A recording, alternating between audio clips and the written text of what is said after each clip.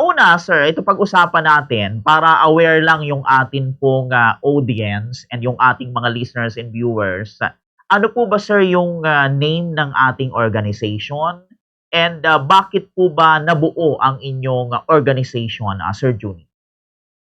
Very interesting ang backstory kay niya, no? So, ah, ang organization mi niyan is the Naga City Arts and Culture Coalition. Ah, composed po ini kang mangiba-ibang subsector. So ako po, nagre-represent lang po ako kang sarong subsector.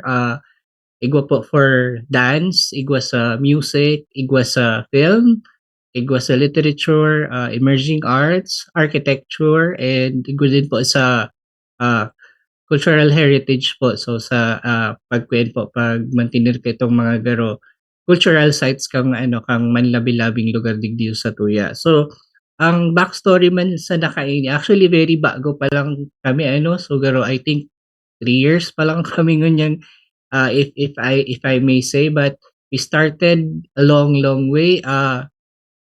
Nagpuon po ini katong time na na-abolish si kuyan kang akto. If familiar po kamo, Arts and Culture Tourism Office po ni kang LGU Naga. So nawara po ini po nagsusupport usually sindang medyo prominent po pag-abot sa mga arts and culture events digdio sa tuyang syudad So paka-abolish po kay niyo nagkaigwang garo civil society garo pero siya pangapudan ning council garo nagkaigwang mga meeting with manlabi-labi pong sector siraon na po diyan ang youth, the PWD, sigapos po halos ini po pinangingatan po ini ni former Vice President and currently Mayor tangon niyan sa Naga si Attorney Lenny Robredo so just to find out na nakulaon pala ang sector kang arts and culture. Yaraon dyan si mga musicians, si mga nagpo-promote kang mga events, si mga writers. Syempre, ang syudad kang Naga, nasa Tahaw kang Kamsur. So, si mga neighboring municipalities na nag-work din digdi, si mga estudyanteng yaraon din digdi. So, garo, iyon Naga ang sentro but apparently pero may mga kumbaga may mga involvement kabali pa din ng mga neighboring municipalities na nagtatrabaho digdi yaraon digdi naka-star or probably doing their arts here in Naga mismo. So after the meeting nagkaigo kaming garo what if magkaigo kitang suway na urulay ano ang inot na kaipuhan kumbaga kang arts and culture sector dakulaon kita. So from there iyon na to nagka nagkaigo kaming idea na what if we put a festival na iraon gabos pwedeng mag-participate at the same time to attract also the other creatives din as well. So ini itong inaapod ming Rigmat Arts and Culture Fest na nangyari 2023. This happened around August 18 in commemoration with Robredo Day kay late former Secretary Jesse Robredo so pero kasi nakulaon na kumbaga si movement na nangyayari na garo people's participation in a way ang hilingon. So this is one of the legacy of our former late Secretary Jesse Robredo. So after that, nagkaigo kitang tulong Rigmat Arts from last year, igo pa din. So pero mas smaller siya. Medyo phenomenal si itong inot na Rigmat kasi these were dakulaon siya pero halipot lang si days na nangyari na yaraon inyo pigarat tenderan ni kang manlabi-labing national artists like si Ben Cab for visual arts, yaon din si Alice Reyes for dance, tapos yaon din si national artist for music si Ryan Kayabyab. Di ko lang sure kung aware po kita kaini but all this happened in just 3 days garo sobrang siya garo I mean beriglaan but apparently masyadong shortened so hanggang sa tigre-recalibrate mi si festival na magkaigo ano. And at the same time, duman po nabuo tong coalition, yun na ning Naga City Arts and Culture Coalition, which is represented by different subsectors na yaraon po dyan. Alright, yun. So, eto sir, Ano? maaraman mi lang po ano. So, ano ngunyan sir ang ginigibo kan sa tuya pong organization para lalo pang ipromoter ang arts? And para sa Indo sir, gura no ba kadakula ang papel kan sa Indo pong organization sa lalo pang pagbusol kang sining o arts digdi po sa tuyang syudad sa Naga, sir? Ayun, so yan, may labi-labi ang mga events, may mga pocket events kaming ina-upload na mga masaredit lang siya, which will participated by minsan pigra rin ni misa sa mga private sector and at the same time sa academe, sa schools, yun. So recently nagkaigo po kami ng uh, MOU with Ateneo de Naga University. So yan, garo po siya garo agreement siya with na gabos na mga events mi magkakaigwang involvement. At the same time, ano din po kami under Naga City People's Council din si organization. Dakulaon nga ni. So garo, we are being led by our OIC, Sir Dennis Gonzaga. So Naraon po digdiyot si manlabi-labing nagre-represent kang kada discipline na inaapod. So yan, may mga talks po kami, may mga nagta-tie up din kami with other iba-ibang foundations and institution na like kunwari po sa Albay Arts Foundation, which is from sa neighboring province, no, medyo hara-harayo pero nakalaon kaya so garo from grassroots sa baba pasakat kita para at least garo, di ba, garo bako lang siyang lang digdiyo lang garo bubble lang digdiyo sa Naga, but also from kung pwede nga ni Bicol para at least, di ba, dakula ang ang kumbaga involvement na nangyayari. So with with tie up din kami with DTI, currently having the the creative, I forgot the term, pero itong may creative council na nagsusupport kaya ang DTI with this movement nagaro gabos na creatives dapat at least kumbaga magkaigwang garo business model at the same time kasi saruin sa mga garo kumbaga ina-advocate din kang grupo. Alright, yun. Ini Sir Joni, maaraman mi lang ano po. Gura ano ba kadakula sir ang mga o gura ano kadakol ang mga member kan sa tuyang organization? And gura ano nakadakol sir ang mga nagtatangkilik pa sa tuya pong mga tig-crear na produkto po kang arts and culture, Sir Joni?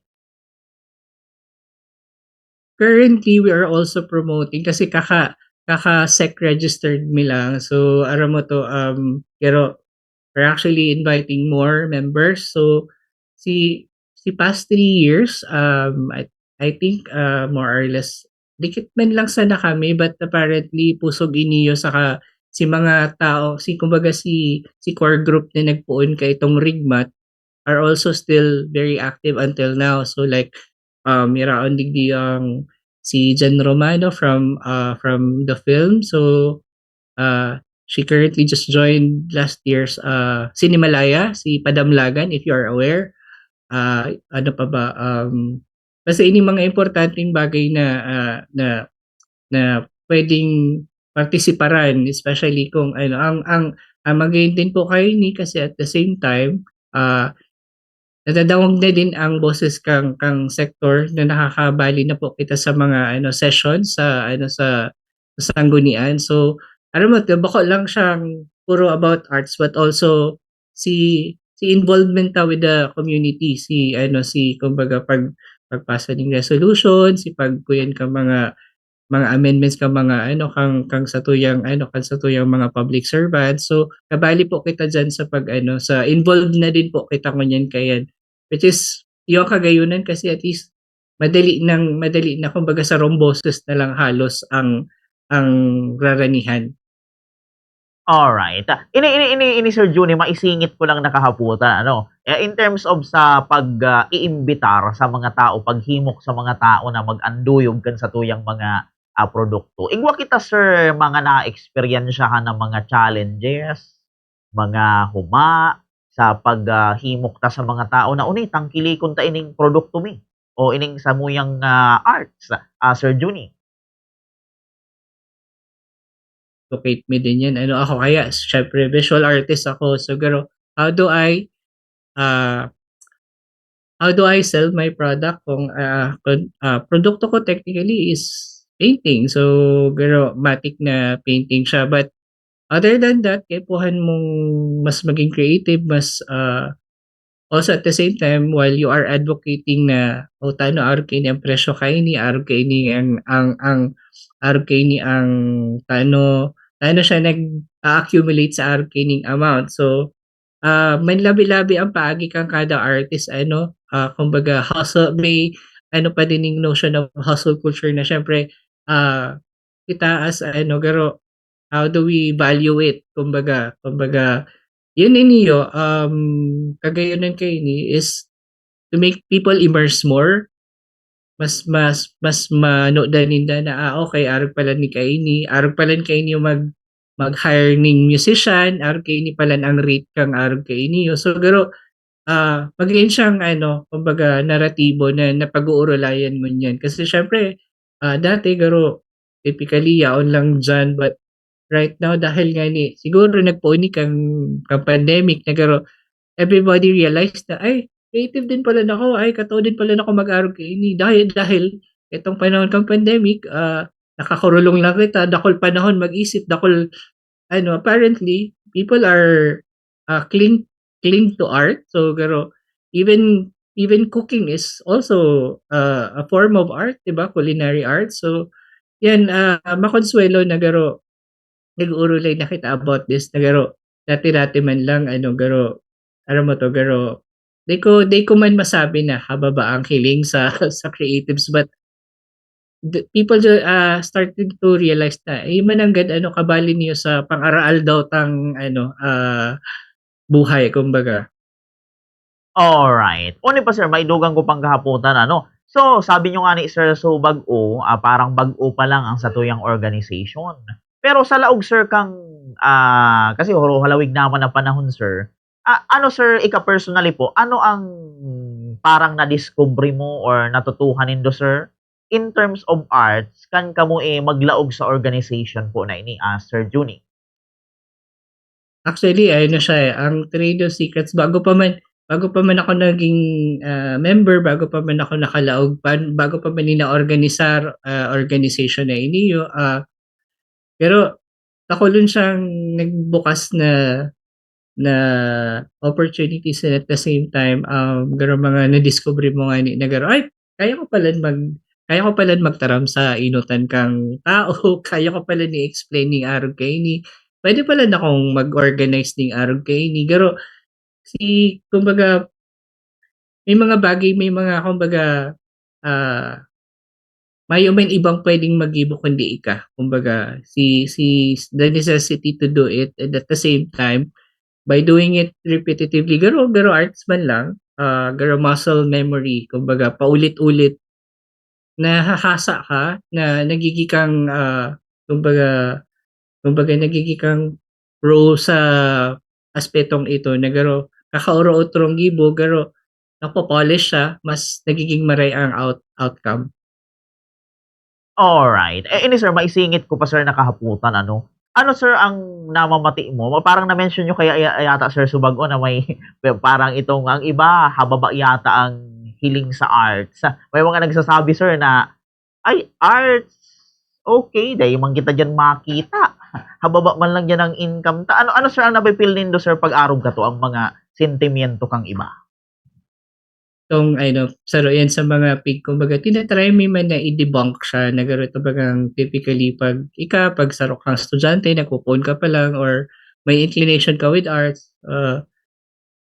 pero kaya praktikalan ang hiling na garo, ay, itong theory, itong urban legend na ay mayaman kwarta sa arts, perming ano, permitan mo na daw sa mga mga lolo-lola ta or magulang na garo may notion na araw kayan. But apparently, ini yung mga mahiriling nino minsan ini yung mga bistado ko nagko-crochet lang, nagigibo lang ng mga keychains. Or apparently, for their age sobrang nagnenegosyo na. I mean, during my time, nagpaparaklase lang ako. But these are way younger during my time na nag-start ako naglaro. Eh, yung mananggad ano, mapagibong araw kay niyo. Siyempre, of course, trade siya. May ano ka, may produkto ka, may kaypuhan siya.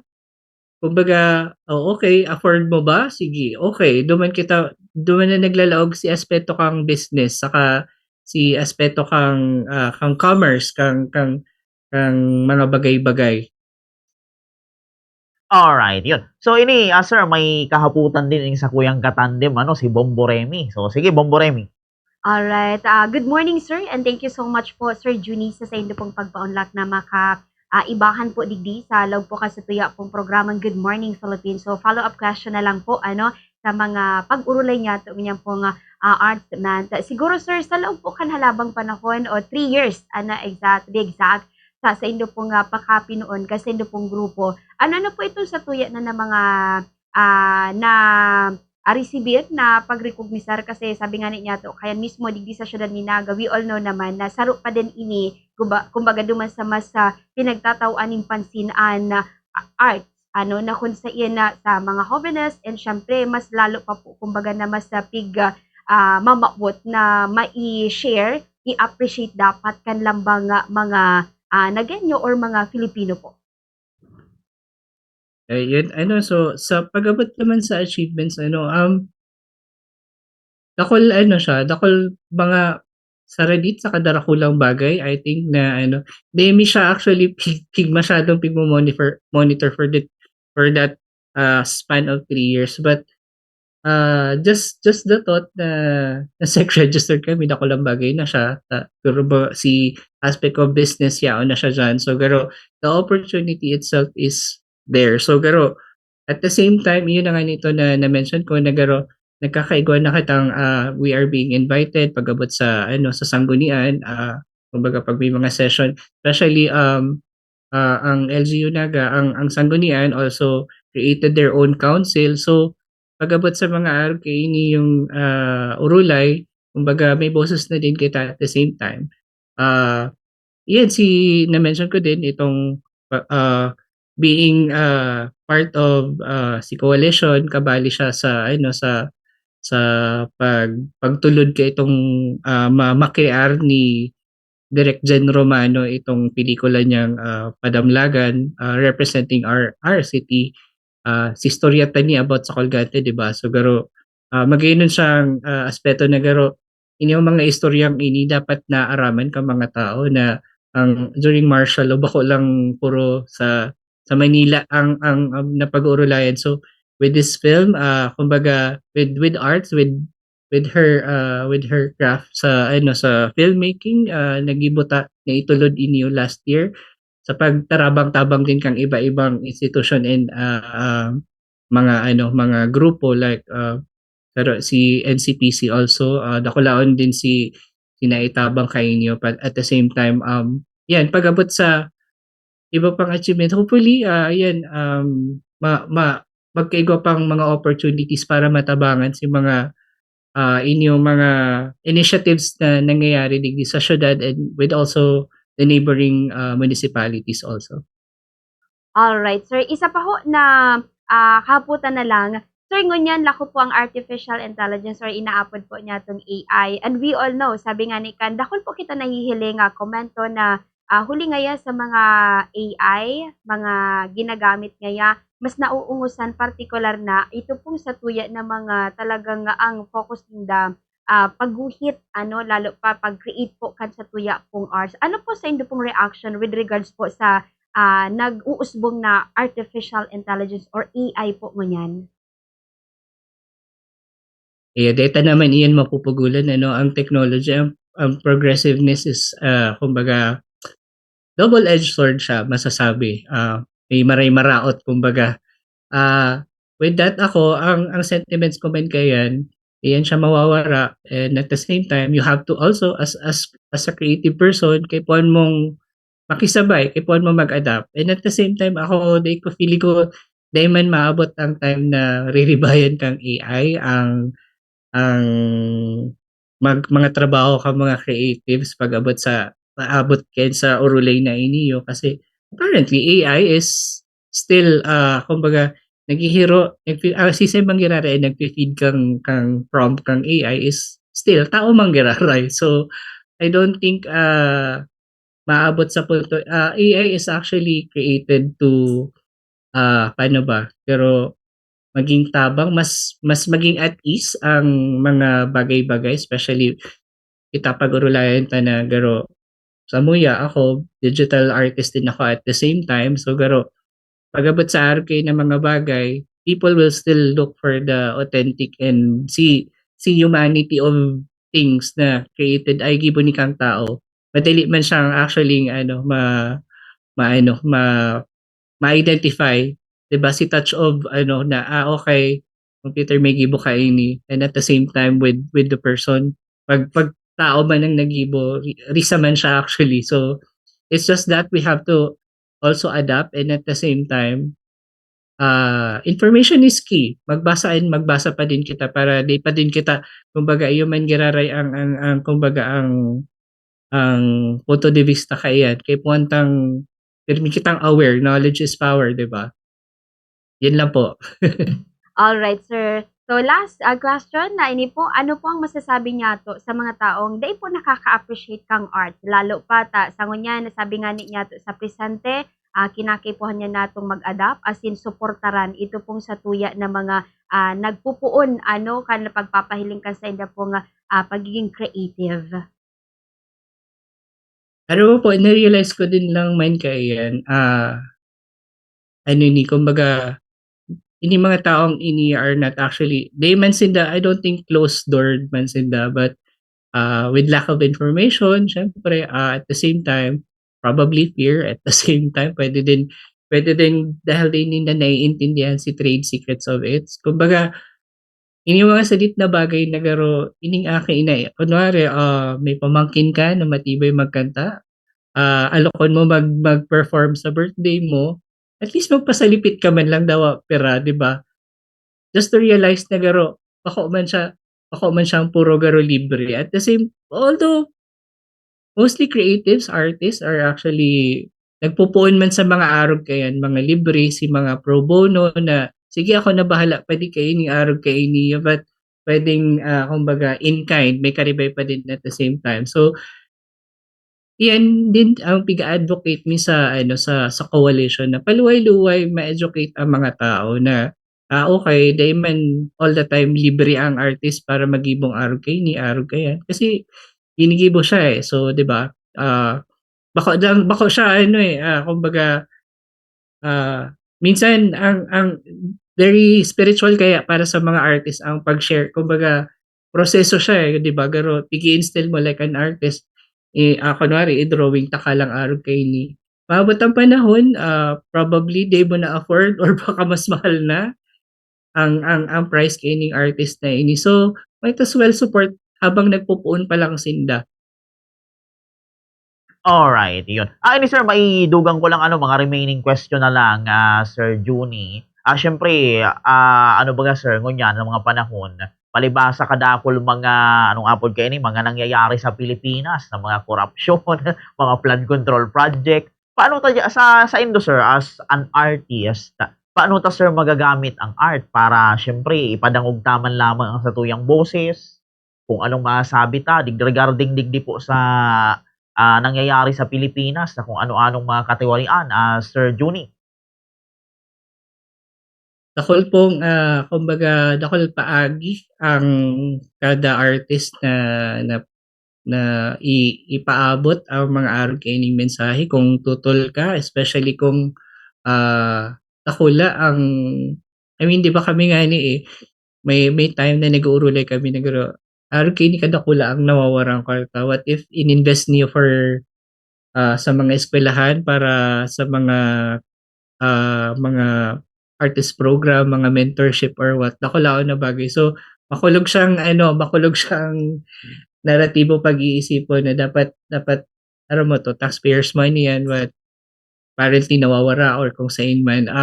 Iba-iba ang paagi kang artist. That's why, kumbaga 'pag artist ka pero may mga bagay na gusto kang sabihin. So, yun yung medium na ara mo, creative na paaging yan ang, yan ang way mo para ipaabot ang mensahe na gusto mong sabihin. So, nakulod po siyang paagi. So, like, bukod sa paintings, mga murals, probably digital art, you just have to research. Dakol mainline, bakol ang Maynigyo sa Naga. Like, kahit sa iba-ibang probinsya, I think very vocal ang mga upfront pirming ang artist ang nagpupuon para if you remember, si People's Campaign, puro mga artist ang kang last 2022 or kaitong People's March na inaapod, it's mostly artists ang nangangapuda na iniyo ang dapat ang kasi art is political also, so 'di ba? Kay puwanta lang iisipon kung paano mas mangunguya, maiintindihan na madali kang tao. Opo. And ini sir, bago kita matapos, huring kahaputan ko sir, what makes you proud as an artist? And ano ang satuyang mga maiheheras na payo, mensahe, sa satuya pong mga paradangog regarding sa art, sir? Actually, bako man not really proud kasi siguro learning from other creatives, mga artists din na mga nakakasalamuha ko, mga sobrang established na may mga pangalan na the more na nagsasakat sila, the more na dapat mas humble ka, mas katao kang makidumamay kasi ang mas makusog ang art kung dakol kita. So, pero it's also number game at the same time. Art is very communal. Ang mga Pilipino, naghihiro siya by group permi. So, pero makonsuelo na na isipon na araw kayo na dapat at the same time we realize na art is part of our daily life. Ang sapatos na suot mo, ang pag-makeup sana is also art. So, aram mo yan, aral daw na parte ni kambuhay tabat kumbaga we look at it pero very passive lang na garo normal na activity lang iniyo. And at the same time, I think mga nanonood ko din na garo epohan kita magrespeto sa kapwa ta artist. Kumbaga dapat not all art are free at the same time, but we have to respect the si discipline kang kada saro na nagkikrear.